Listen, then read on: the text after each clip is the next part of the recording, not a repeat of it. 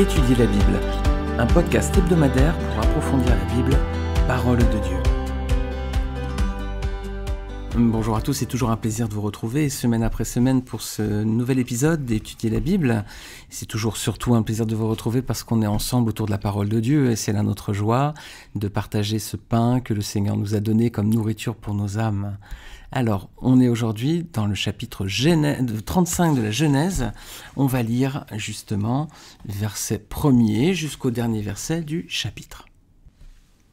Alors, nous lisons que Dieu dit à Jacob « Lève-toi, monte à Béthel et installe-toi là-bas.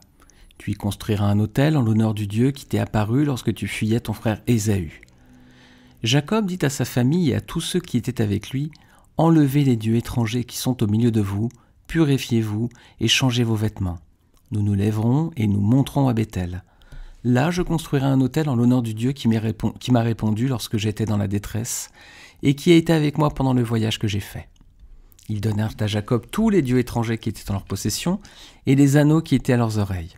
Jacob les enfuit sous le térébinthe qui se trouve près de Sichem. Ensuite, ils partirent. La terreur de Dieu se propagea dans les villes qui les entouraient et l'on ne poursuivit pas les fils de Jacob. Jacob arriva ainsi à Luz, dans le pays de Canaan, c'est-à-dire Béthel, avec tous ceux qui l'accompagnaient. Il y construisit un autel et il appela cet endroit El Béthel, car c'est là que Dieu s'était révélé à lui lorsqu'il fuyait son frère. Déborah, la nourrice de Rebecca, mourut. Elle fut enterrée au-dessous de Béthel, sous le chêne que l'on a appelé chêne des pleurs. Dieu apparut encore à Jacob après son retour à Padan-Aram et il le bénit. Dieu lui dit « Ton nom est Jacob. Tu ne seras plus appelé Jacob, mais ton nom sera Israël. » Il lui donna ainsi le nom d'Israël. Dieu lui dit « Je suis le Dieu Tout-Puissant. Prolifère et multiplie-toi. Une nation et tout un groupe de nations seront issus de toi, et des rois naîtront de toi. Je te donnerai le pays que j'ai donné à Abraham et à Isaac, et je donnerai ce pays à ta descendance après toi. » Puis Dieu s'éleva au-dessus de lui à l'endroit où il lui avait parlé. Jacob dressa un monument à l'endroit où Dieu lui avait parlé, un monument de pierre sur lequel il fit une offrande de vin et versa de l'huile. Jacob appela Béthel l'endroit où Dieu lui avait parlé. Ils partirent de Béthel, il y avait encore une certaine distance jusqu'à Ephrata, lorsque Rachel accoucha. Elle eut un accouchement pénible. Pendant les douleurs de l'accouchement, la sage-femme lui dit « N'aie pas peur, car tu as encore un fils. » Alors qu'elle allait rendre l'âme, car elle était mourante, elle lui donna le nom de Bénoni, mais son père l'appela Benjamin. Rachel mourut et fut enterrée sur le chemin d'Ephrata, c'est-à-dire Bethléem. Jacob construisit un monument sur son tombeau. C'est le monument du tombeau de Rachel qui existe encore aujourd'hui. Israël partit et dressa sa tente après Migdal-Éder. Pendant qu'Israël résidait dans cette région, Ruben alla coucher avec Bila, la concubine de son père, et Israël la prit. Les fils de Jacob étaient au nombre de 12.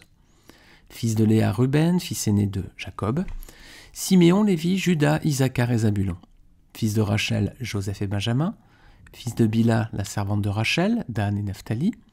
Fils de Zilpa, la servante de Léa, Gad et Aser. Voilà quels sont les fils de Jacob, ceux qu'il eut à Padan-Aram.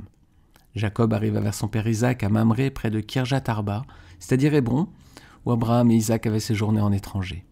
Isaac vécut 180 ans, il expira et mourut. Il alla rejoindre les siens alors qu'il était âgé et rassasié de jours, et ce furent ses fils Ésaü et Jacob qui l'enterrèrent. Alors voilà mes amis, on va détailler ce chapitre, on va détailler ces versets. Alors on va commencer tout d'abord par regarder le verset 1er, où Dieu demande-t-il à Jacob de se rendre à Béthel.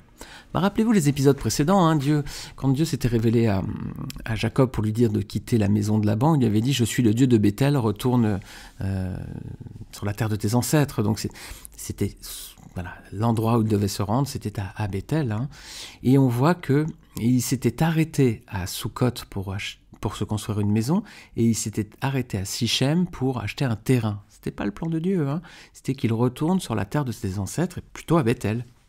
Et c'est ce que confirme ce passage où Dieu lui dit « Va à Béthel et installe-toi là-bas ».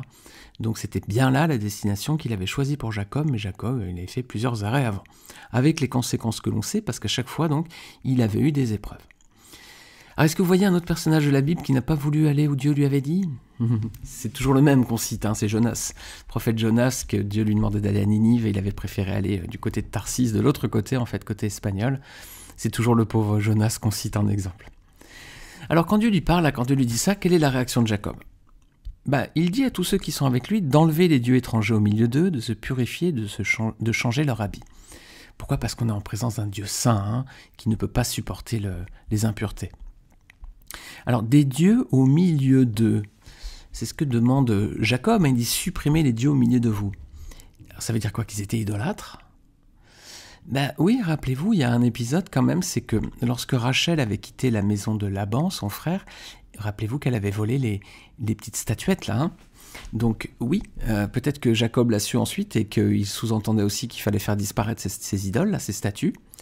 Et puis au chapitre précédent, rappelez-vous l'épisode de podcast de la semaine dernière, lorsque les 2 fils d'Israël ont tué tous les habitants de Sichem, ils ont tué tous les hommes, ils sont repartis avec le butin, mais aussi avec les troupeaux et aussi avec les femmes et les enfants. Donc c'était des peuples idolâtres, donc on peut supposer qu'ils avaient pris leurs faux dieux avec eux.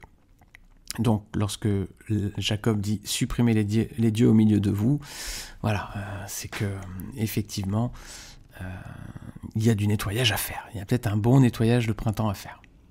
Mais c'est aussi un signe pour nous, à notre conversion, nous aussi, si nous sommes venus en présence du Dieu saint, est-ce que nous avons aussi enlevé nos dieux étrangers ? Eh oui, parce que nous avions certainement des fausses croyances, des fausses idoles. Le Seigneur aussi, peut-être qu'à notre conversion, nous a dit qu'il fallait faire un peu de nettoyage dans nos vies. Est-ce que nous nous sommes purifiés aussi ? Est-ce que nous nous sommes bien éloignés pour de bon de toute souillure ? Et puis changer nos vêtements ? Alors, ça peut être au propre, ça peut être simplement notre tenue vestimentaire, on portait peut-être des t-shirts de hard rock, des piercings, on avait peut-être des coupes de cheveux un peu psychédéliques, on a peut-être changé notre apparence, nos vêtements, voilà, ça c'est au propre.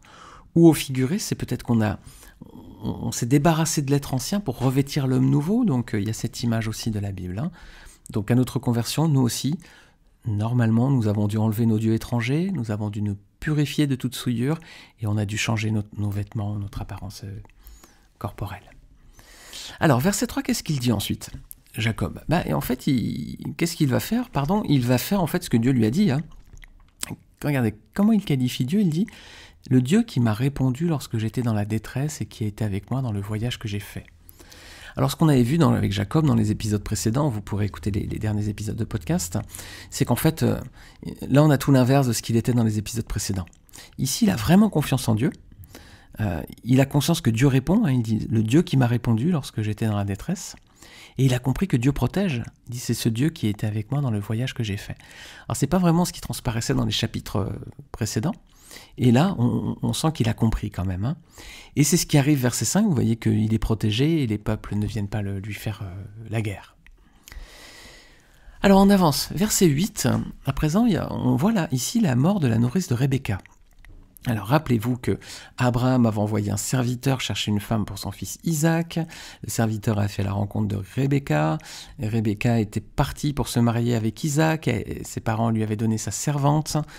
Et voilà, donc ensuite ils étaient restés ensemble, et lorsqu'ensuite ils ont eu Jacob et Ésaü, lorsque Jacob a volé la bénédiction d'Isaac, sa mère l'a envoyé dans la maison de Laban, il l'a renvoyé d'où elle venait, où elle avait grandi, et donc Jacob est resté là-bas plusieurs années, et il revient maintenant vers la terre de ses ancêtres, et là on voit que la nourrice de Rebecca, là, elle meurt à présent.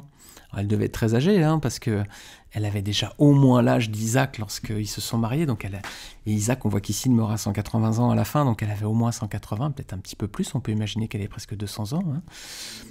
La question qui se pose, c'est qu'est-ce qu'elle fait là ?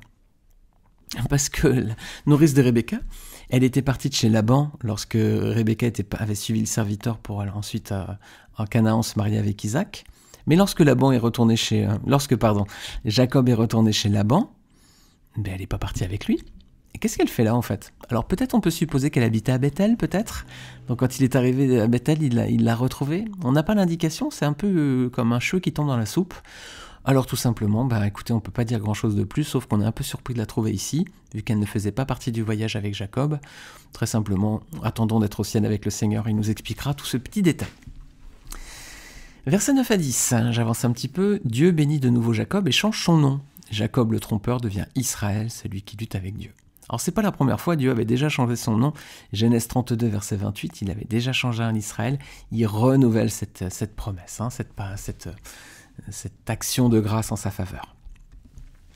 Parce que justement, versets 9 à 15, on voit que Dieu renouvelle aussi sa promesse à Jacob. Regardez verset 11. On va voir ce qu'il dit de sa descendance. Verset 11. Dieu lui dit, je suis le Dieu Tout-Puissant, prolifère et multiplie-toi, une nation et tout un groupe de nations seront issus de toi, et des rois naîtront de toi. Alors c'est une belle promesse. Déjà, prolifère et multiplie-toi, c'est le début de la promesse. Ça doit vous rappeler certainement des passages de la Genèse. C'est ce que Dieu avait dit à Adam et Ève au début de la création. Et puis il avait renouvelé cet ordre avec Noé après le déluge. Proliférez, multipliez-vous. Alors ici, on voit une différence entre la promesse qui est faite à Jacob, Israël, et la promesse qui avait été faite à Ismaël. Regardez Genèse 17, verset 20. Il y a deux ramifications qui parlent d'Abraham, il y a deux branches. Il y a celle d'Isaac et celle d'Ismaël. Isaac, la descendance, ensuite c'est Jacob, Israël, et puis de l'autre côté, il y a Ismaël. Regardez la promesse qui avait été faite pour Ismaël. Genèse 17, verset 20. En ce qui concerne Ismaël, je t'ai exaucé. Je te bénirai, je le ferai proliférer, je le multiplierai considérablement. Il aura pour fils 12 princes, et je ferai de lui une grande nation. Alors on a deux descendances ici, il y a la descendance d'Israël et la descendance d'Ismaël. La descendance d'Israël, il est promis une nation et tout un groupe de nations, ou une multitude de nations selon les traductions, et des rois naîtront de toi. Et pour Ismaël, c'est une grande nation et 12 princes. Alors on voit qu'il y a des bénédictions parce que Ismaël n'était pas le plan de Dieu. Le plan de Dieu, c'était une descendance à travers Abraham et Sarah. C'était le plan de Dieu. Et puis comme Sarah avait mis entre les mains d'Abraham Agar, sa servante, il a eu une descendance avec elle. Donc il y avait un enfant qui n'était pas un enfant dans le plan de Dieu, mais Dieu est bon, avec Ismaël et avec Agar, qui n'y était pour rien. C'était une esclave qui a dû obéir à ses maîtres. Donc Dieu est bon, il a dit « Je bénirai ta descendance ». Voilà, il aura pour fils 12 princes et je ferai de lui une grande nation. Donc 12 princes, une grande nation. Ça, c'est la descendance d'Ismaël. La descendance d'Israël, c'est une nation et toute une multitude de nations et des rois. Vous voyez qu'il y a des promesses qui sont différentes. Il y a beaucoup plus, c'est beaucoup plus glorieux dans le cadre d'Israël que dans le cadre d'Ismaël. Alors, verset 16, on avance un petit peu. Jacob quitte Bethel. Ah bon ? Ok, verset 16, Jacob quitte Bethel. Bon, ok, mais qu'est-ce qu'on avait lu, verset 1er du chapitre 35 ? Dieu lui avait dit d'aller à Bethel et dit « Demeurez ». Pourquoi il s'en va, Jacob, ici ? Alors quand Dieu lui dit « Va à Bethel », il s'arrête à Sukkot, il se construit une maison, il fait une autre pause à Sichem, il s'achète un terrain. Et maintenant qu'il est à Bethel et que Dieu lui dit « Va là et reste-y », maintenant il s'en va. C'était pas le plan de Dieu. Et on remarque qu'à chaque fois que Jacob ne fait pas le plan de Dieu, il passe toujours par des épreuves. Et là, encore une fois, versets 16 à 20, il va se passer des drames. Ça va être le décès de Rachel pendant qu'elle va donner naissance à Benjamin. Alors aujourd'hui encore en Israël, on peut voir à côté de Bethléem, il y a le tombeau de Rachel.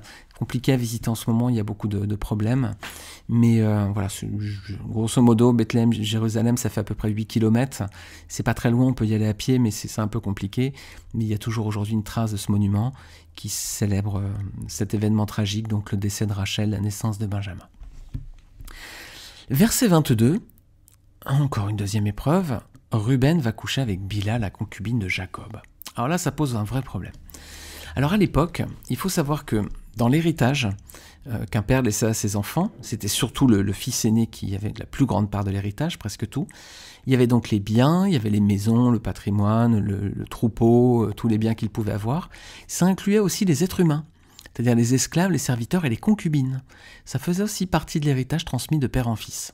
Alors comme Ruben, c'est le fils aîné, qui va coucher avec Bila, c'est un peu comme s'il s'approprie l'héritage avant terme, en fait. Voilà, c'est un vrai... En plus d'un cas d'inceste, c'est qu'en plus il s'approprie l'héritage avant terme. Alors quelle est la réponse de Jacob ? Un peu comme l'épisode précédent, quand Dina, sa fille, se fait violenter, aucune réponse de Jacob. Rien. C'est un manque de réaction étonnant. Jacob qui n'assume pas en fait son statut de chef de famille, là encore, il ne dit rien.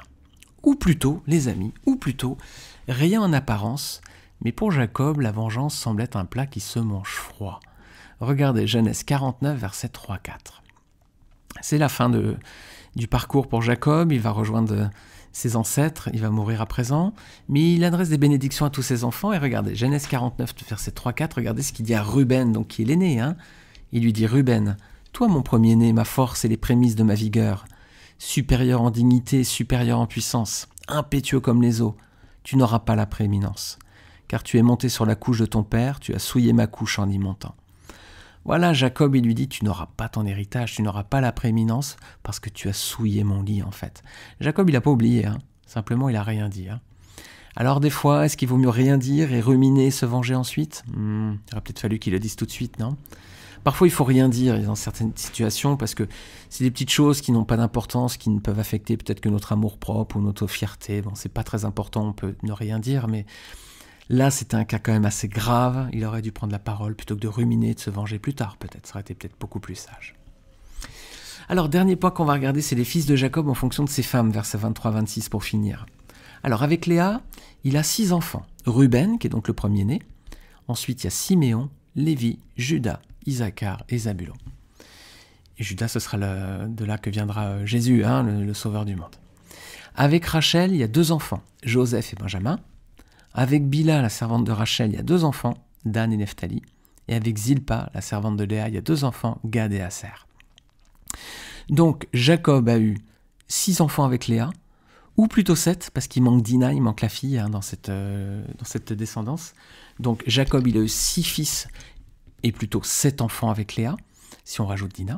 2 enfants ensuite avec Rachel et 2 enfants avec chacune des concubines. Donc c'est facile, si des fois c'était pas très clair pour vous, avec la première femme, donc Léa, la première dans l'ordre chronologique, hein, avec la toute première femme Léa, 7 enfants, avec sa seconde femme, la bien-aimée Rachel, 2 enfants, et puis ensuite 2 enfants avec chacune des concubines.